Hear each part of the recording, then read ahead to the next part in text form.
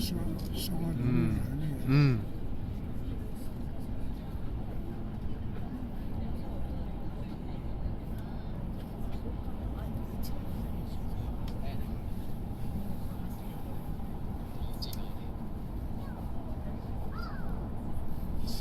皆様、本日は鉄道建設運輸施設設備支援機構 JR 西日本 JR 東日本による共同開催の北陸新幹線開業試乗会にご参加いただきまして誠にありがとうございます。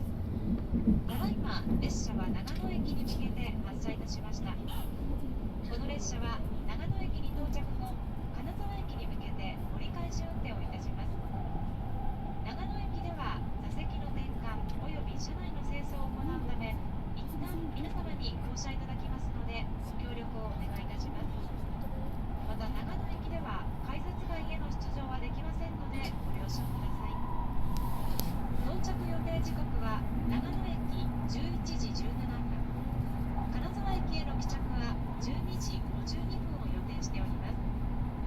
乗車バスは金沢駅の改札を出るまでご着用いただきますようお願い申し上げます。